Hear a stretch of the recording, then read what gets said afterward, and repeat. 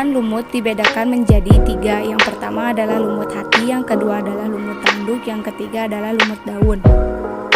Lumut hati memiliki ciri-ciri terdapatnya alat penyimpanan air sehingga dalam keadaan kekeringan tidak mengakibatkan lumut mati. Dan yang kedua memiliki semacam akar yang tumbuh dari permukaan bawah tumbuhan hidup di tempat yang lembab. 3. Merupakan tumbuhan yang penutup tanah yang daunnya terbentuk lembaran yang berbelok dari bagian pinggirnya. Nah, yang kedua adalah lumut tanduk. Ciri-cirinya adalah habitatnya di tempat lembab, gametofit seperti cakram dilengkapi hirizoid. Sporopit mempunyai kapsul memanjang yang tumbuhnya seperti tanduk dari gametofit. Selnya mempunyai kloroflas, contohnya Anthrophedos sp. Dan yang ketiga adalah lumut daun. Ciri-ciri lumut daun adalah reproduksi generatif, berwarna hijau, mempunyai daun ederhana berbentuk pipi dan mengandung kloroflas. 4. Hidupnya di tempat yang lembab atau basah dan terlindungi dari sinar matahari. Paku ekor kuda. Kelompok tumbuhan ini tumbuh subur di tempat-tempat yang lembab. Jenis tumbuhan terbesar dan bersifat dominan. Batangnya bercabang dengan ruas-ruas yang jelas. Daunnya kecil dan bersisik seperti selamut yang tersusun meningkat pada setiap ruas batang. Kelompok paku ini memiliki batang yang beruas, berbuku, dan berongga.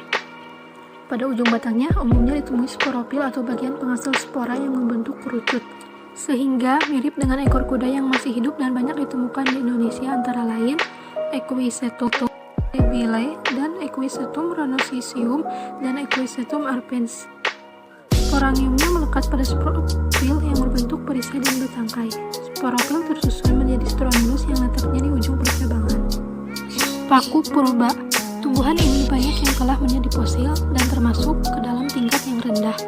Tumbuhan ini mempunyai akar sejati tetapi masih berupa rizoid. Sporangium yang terdapat di sepanjang batangnya sering disebut paku telanjang karena tidak ada atau tidak berdaun.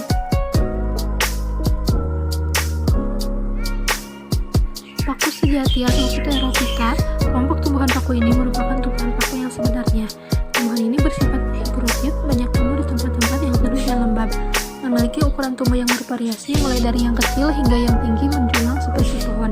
Tumbuhan paku sejati pada bagian batang, tangkai, dan sebagian daunnya tertutup oleh suatu lapisan rambut-rambut berbentuk sisik. Tumbuhan paku sejati dibedakan menjadi 2 macam, yaitu tumbuhan paku tanah dan tumbuhan paku air. Contoh tumbuhan paku tanah dan suplir yang dimanfaatkan sebagai tanaman hias dan tumbuhan paku sarang burung Asplenium nidus yang bersifat epifit. Contoh tumbuhan paku air adalah Salvinia natans yang hidup terapung di permukaan air.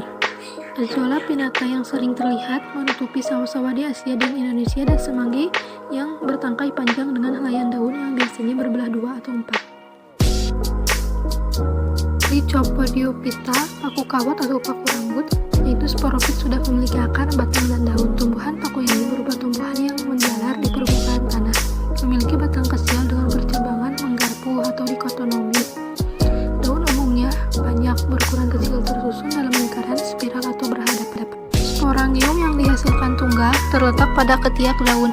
Daun yang fertil terdapat pada ujung cabang disebut sporopil.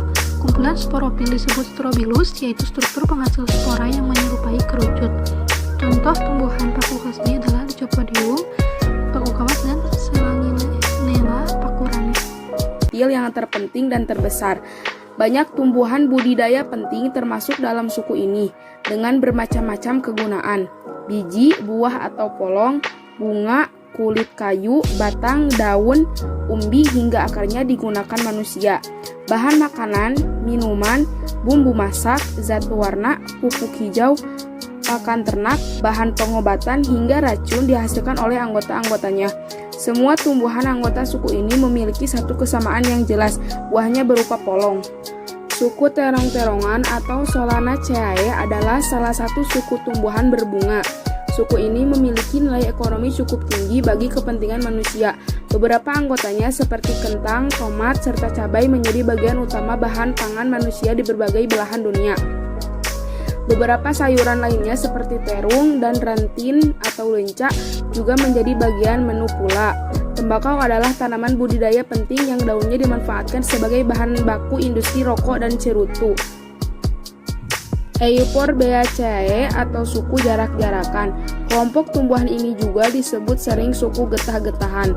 Suku ini mempunyai ciri antara lain batangnya mengandung getah berwarna putih, tulang daun menjari, dan umumnya mempunyai buah kotak. Contoh tanaman yang termasuk dalam suku ini adalah jarak, karet, dan ubi kayu. Maithercea atau suku jambun-jambuan. Tanaman dalam suku ini adalah tumbuhan perdu. Letak daun mengajaknya mahkota kecil dengan jumlah benang sari yang banyak, dan buahnya berupa buah buni. Contoh tanaman yang termasuk dalam suku ini adalah jambu biji, jambu air, cengkeh, salam, dan kayu putih. Suku mawar-mawaran atau Rosaceae adalah sebuah keluarga tumbuhan yang besar, terdiri dari 3.000 sampai 4.000 spesies di dalam 100 sampai 120 marga. Mawar termasuk di dalam suku ini, demikian pula apel, pir, arbei, rem, persik, ceri, lokat, dan sebagainya. Daun pada suku ini selalu tersusun bersilangan, tersebar, dan biasanya disertai daun penumpuk semacam kuncup pada pangkal daun. Orchidaceae atau suku anggrek-angrekan, dan di sini saya memilih daun anggrek. Anggrek merupakan satu suku tumbuhan berbunga dengan anggota jenis terbanyak. Jenis-jenisnya tersebar luas di daerah tropika basah hingga wilayah sirkumpolar. Kebanyakan hidup epifit. Anggrek di daerah beriklim sedang biasanya hidup di tanah dan membentuk umbi sebagai cara beradaptasi di musim dingin. Palmae atau Arecaceae dikenal keluarga botani, tanaman tahunan, dan juga sebagai tumbuhan serbaguna. Pemanfaatannya mencakup hampir semua bagian tumbuhan, tetapi terutama buahnya.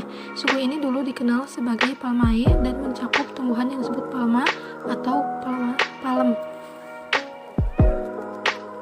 Musaceae, anggota suku ini yang paling tinggi populasinya di dunia karena banyak tanaman budidaya yang menjadi anggotanya termasuk padi, jagung, sorghum, dan lain-lain. Anggota suku ini diantaranya merupakan tumbuhan pengganggu gulma yang paling penting adalah alang-alang dan gandum. Zingiberaceae merupakan familia terbesar dari ordo Zingiberaceae. Zingiberaceae sering disebut teman-teman